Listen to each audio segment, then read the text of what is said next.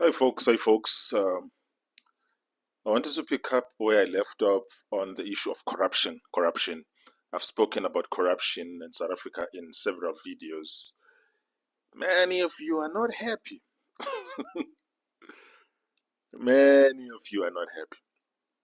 I've made several instances and examples using the Chinese economy and the Indian economy, which are the second largest economy in the instance of China and the fourth largest economy in the instance of India, that is in the world. And I've made illustrations in terms of how they are very corrupt.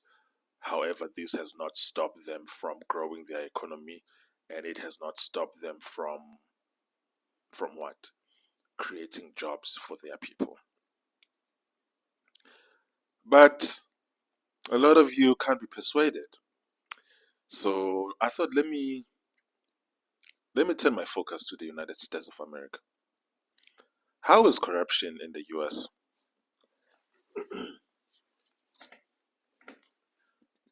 Some of you, I'm imagining a lot of you who are not in the US don't know how widespread corruption is in the US. Folks, there's corruption everywhere in the world. Corruption, in a manner of speaking, is the cost of doing business. So you all just really need to get over yourselves when it comes to this issue of corruption. There is corruption everywhere in the world. And from what I've gathered, the most corrupt nation in the world right now has been reported to be Ukraine. But there is corruption everywhere, everywhere. The only difference is, it's not whether are you corrupt. The question is, are you growing the economy or not? Are your people employed? That's really where where the rubber meets the road. Are you growing the economy? Are your people employed? I even said in a video past that no one in South Africa would give a damn about corruption if the South African economy was growing at 7% per year. If the South African economy has been growing at 7% per year in the past 10 years, this is from 2015 until now, none of you will be talking about corruption. Because you'll be busy making money. You'll be busy living your lives.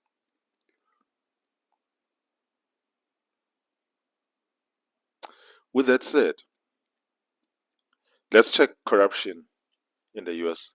And I'll start in the state of California, which is the largest economy in the US. And if it were a country, it would be number 5 in the world. That's the second largest economy in the world.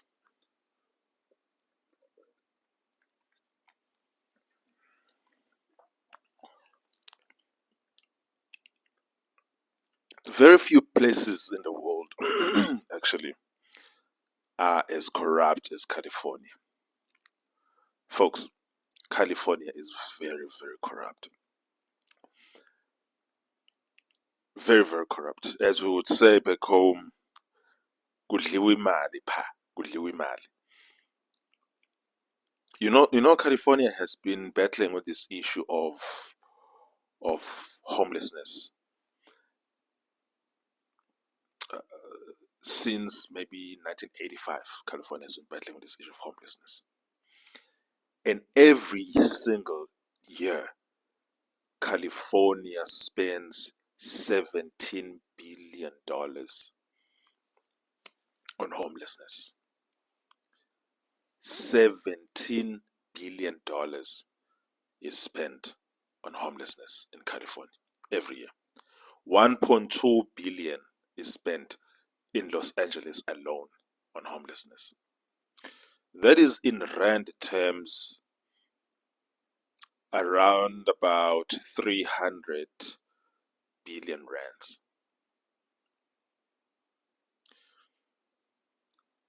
But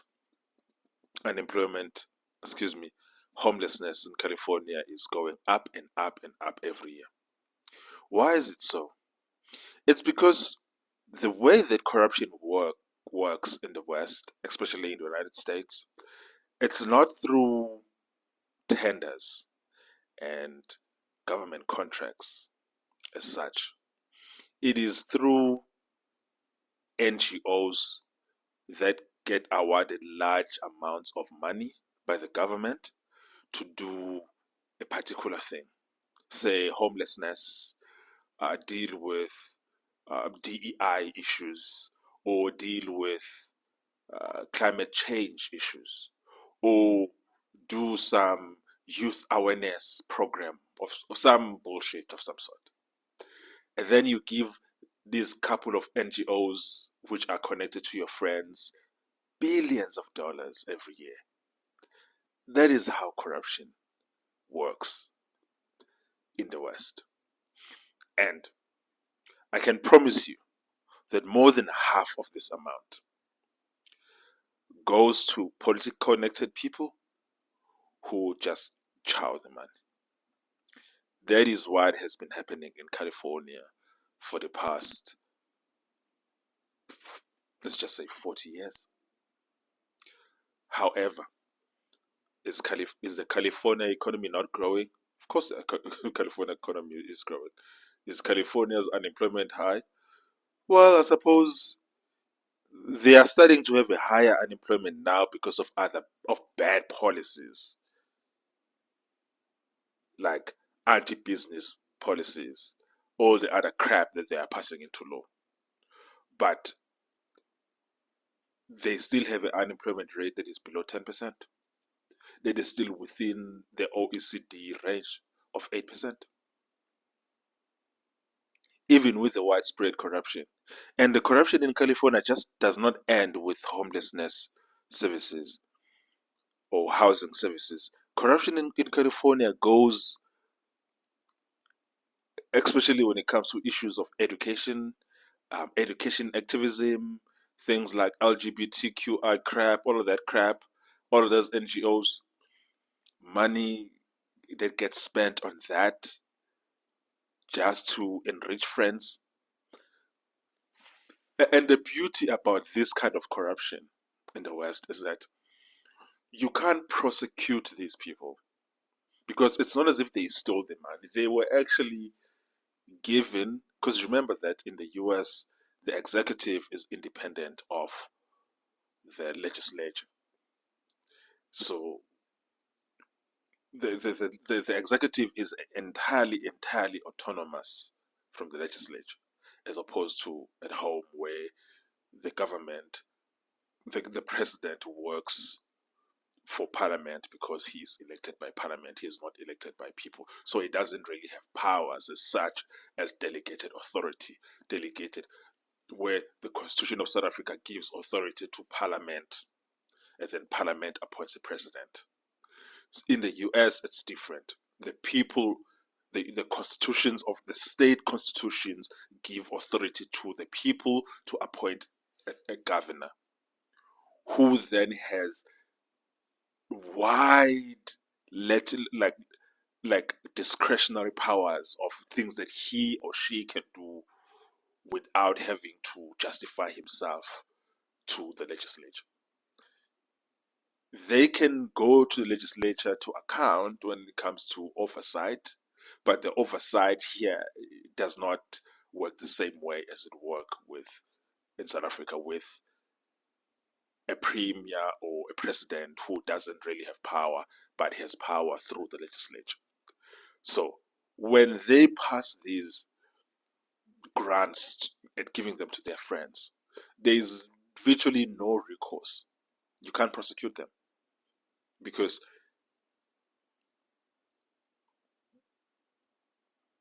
they come up with a reason, they justify a reason, and they give them the money. And that is how, ladies and gentlemen, politicians are becoming very, very rich in the United States of America.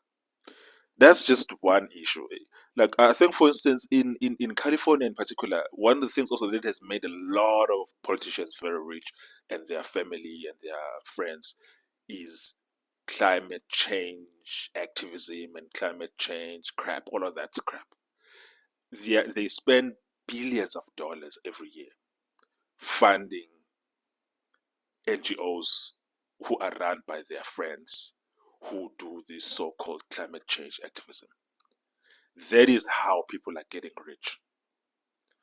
And then also another way that people are getting rich in these spaces is consultancy fees, where people are being paid by the government, whether it's the federal government, whether it's the state of California, hundreds of millions of dollars every year for so-called consultation fees. And there's no oversight for any of it. None. A party in opposition can raise it, but nothing is going to happen. No crime has been done. So that's just California. California. Here's another example of corruption in the US. Senator Robert Menendez of the great state of New Jersey was charged in 2022 for corruption, for accepting gifts for himself and his wife from several companies and foreign countries and foreign companies, which in subsequently then will provide favorable treatment for them when it comes to lobbying in the United States. Federal agents raided his house in 2023 and they found $480,000 in cash stashed in his wardrobe and $100,000 worth of gold bars stashed in his home. Folks, yeah, this is not an ANC politician. This is a US senator in New Jersey. He was subsequently charged and found guilty, and he and his wife found guilty. He is going to serve 11 years in prison. His corruption, by the way, has been ongoing since 2005.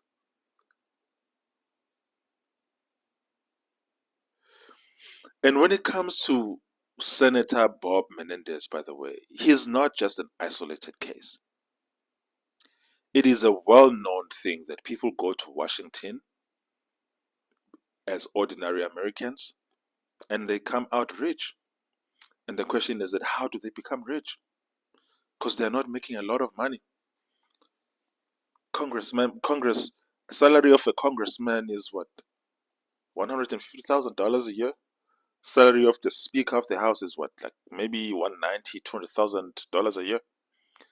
How are these people worth, in certain instances, $50 million, $50 million, $100 million, $500 million? How does this happen? I know how. I'll tell you how it happens. It's corruption. It's corruption. It has gone to the point where the American people are sick and tired of this lifetime service in Washington. A lot of but you guys are not in the US, you don't know what's going on. So there's a lot of talk about term limits in Congress because people are tired about people coming to Washington and becoming so rich. I'm sure you know about Nancy Pelosi and the allegations that she and her husband have become very rich through insider trading. How do you think people like that? Do you think that like Nancy Pelosi and her husband Paul Pelosi are greater at trading than finance professionals who work for Morgan Stanley and I don't know what other banks are there?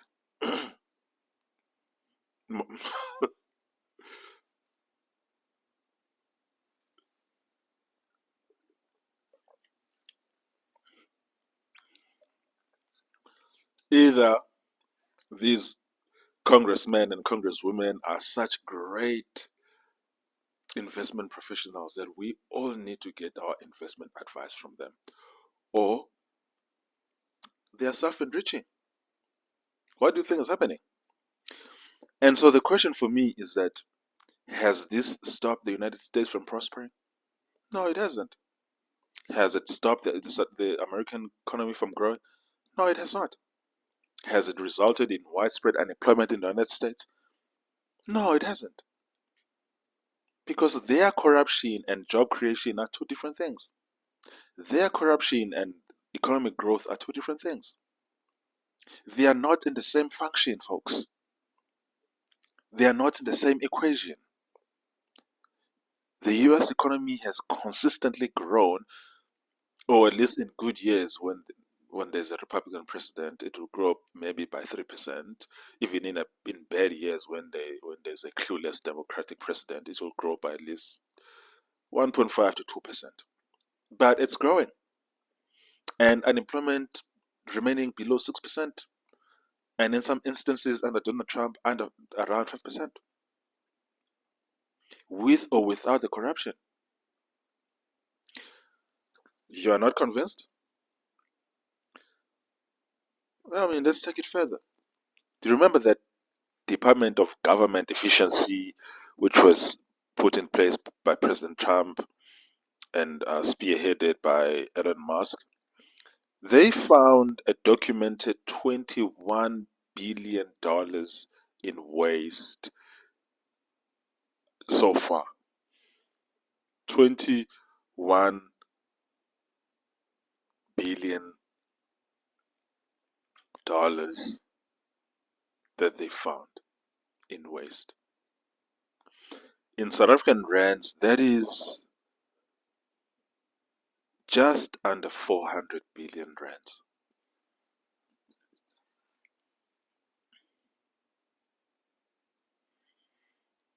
And then how much money gets lost in South Africa every year through corruption and irregular expenditure? Let's just limit it to corruption. Does South Africa lose the kind of money that the United States loses through corruption? No, not even close. But the South African economy is not growing, and there is not job creation. Why am I going through these instances of American corruption? Is to show you that economies out there in the world are growing and they are corrupt. Yes, they are growing, they are creating jobs, and the politicians are corrupt. Corruption is the cost of doing business everywhere in the world. Is there no consequences for it? Of course there are consequences for it. Is there no impact for it on the lives of people? Of course there is. But what I'm denying is that corruption leads to unemployment. I've already used 3 examples. I've used the example of Asian, which is India and China, and now I'm now using the example of the biggest economy in the world. At both state level and federal level, there's corruption, and the economy is growing, and their people have employment. There are more jobs in the US, open jobs, than there are people looking for employment. Let me repeat that to you. There are more open jobs in the United States right now than there are people looking for employment. And yes, the politicians are corrupt. Yes, they are stealing money. Yes, they're enriching themselves and their families.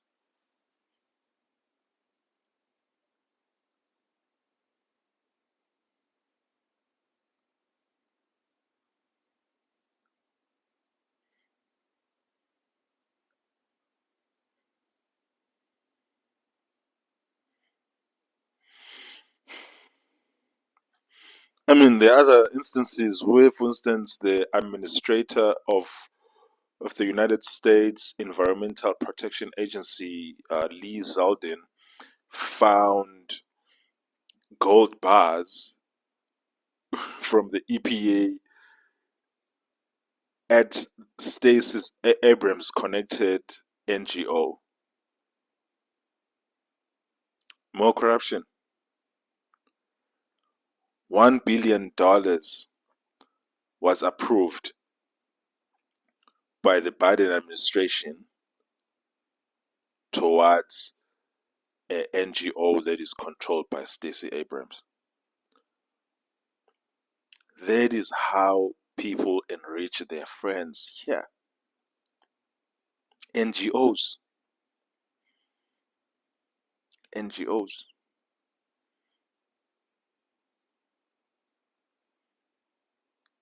And yet, the American economy is still growing. So what is the aim of this video? The aim is to say, folks, I'm saying to you, there's corruption everywhere in the world. Most governments are corrupt. Most governments are corrupt. Obviously, there are varying levels of corruption. And I don't think you'd find as much corruption anywhere in the world as you would find in China and India and Russia. And the Russian economy, by the way, is doing better than the South African economy. Even with the war, even with the EU sanctions. And there is widespread corruption in Russia. There's widespread corruption in Ukraine. There's widespread corruption in the United States of America. Those were just examples that I gave you. Like, I can go to places like New York City, places like San Francisco, places like Chicago, Baltimore, Cleveland, Philadelphia. The amount of corruption that you'll find in those places will make your head pop. And yet, people in those cities have employment. Yes, they have employment. So, guys, just cut the bullshit. Just cut the bullshit. Shall we? Thank you very much. Sure.